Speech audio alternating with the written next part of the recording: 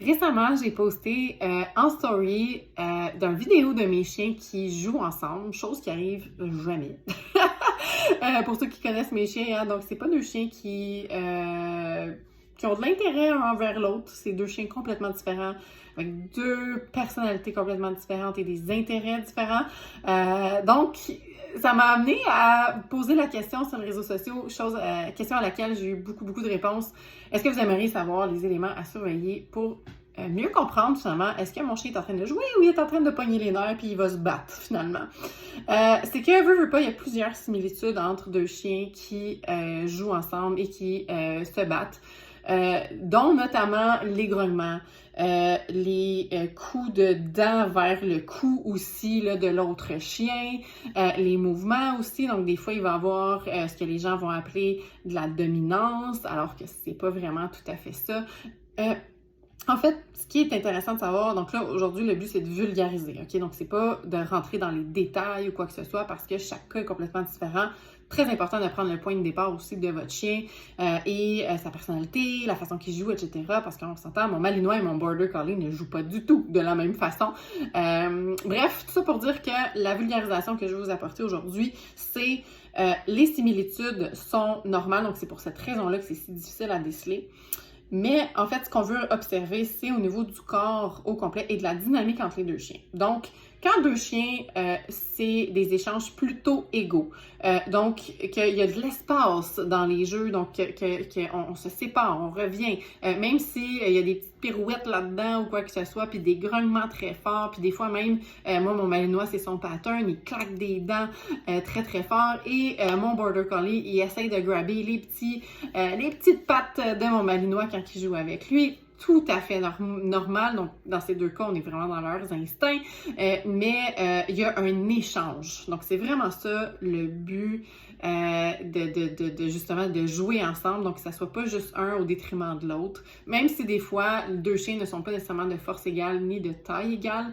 Donc, à ce moment-là, ben, c'est sûr et certain que vous allez peut-être plus voir un qui a l'air d'ambitionner sur l'autre, alors que c'est pas nécessairement le cas.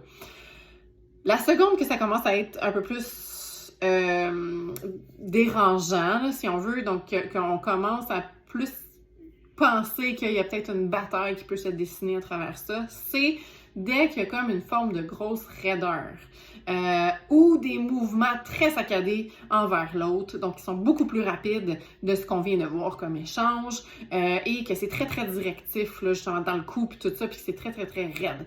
Donc là, on peut créer du mouvement si on n'est pas sûr de toute façon, donc essayez pas nécessairement de mettre vos mains là parce que forte chance que vous pourriez avoir une morsure redirigée. Donc à ce moment-ci, c'est que si ça arrive, c'est pas nécessairement le chien qui vous vise vous, c'est juste que c'est tellement frustrant qu'il va comme juste grabber la première chose qu'il touche. Donc, on veut pas nécessairement induire une stimulation de plus dans une circonstance comme celle-là, mais des fois de créer du mouvement, de faire bouger les chiens en lançant peut-être une balle ou avec eux, hein, d'être à côté. Puis let's go, on continue, tu sais, puis on continue de marcher, etc. Ça vient énormément dédramatiser la situation. Et comme deux enfants qui jouent ensemble, hein, souvent, on va leur dire, quand ça se chamaille, arrêtez, il y a quelqu'un qui va se faire mal. Donc, c'est un peu le même principe. Donc, attendez pas que les émotions soient trop fortes ou attendez pas, prenez pas pour acquis que, je vais les laisser jouer, ça va, pas de problème. Non, il faut qu'il y ait une fin aussi à un moment donné, parce qu'à un moment donné, ça devient juste plus rationnel dans le fond. Donc, bref, tout ça pour dire que si vous n'êtes pas certain, si ça vous rend mal à l'aise aussi, parce que souvent, deux chiens qui jouent ensemble, souvent les gens vont dire « Oh mon Dieu, j'ai vraiment peur, j'aime pas ça quand j'entends mon chien grogner. » Donc le grognement, c'est tout à fait naturel et normal. Dans certains contextes même, c'est l'équivalent, exemple, d'un enfant qui va crier très fort dans un parc ou qui va rire aux éclats, alors que l'autre à côté est peut-être un petit peu moins vocal, un petit peu moins dans l'expression de ses émotions, quoi que ce soit. Tout à fait normal.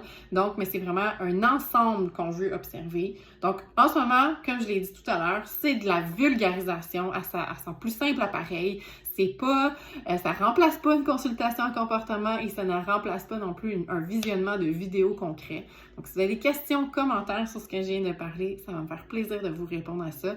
Et si jamais aussi vous voulez une consultation en comportement avec moi, justement pour voir les aspects finalement là, très précis pour votre propre chien, ça va vraiment me faire plaisir également. Réservez votre appel gratuit, on regarde ça ensemble, qu'est-ce qu'on peut faire et ça va me faire plaisir d'en discuter de toute façon, peu importe le format, que ça soit sous cette publication-ci ou en privé ensemble. Gênez-vous pas, je suis là pour ça et au plaisir!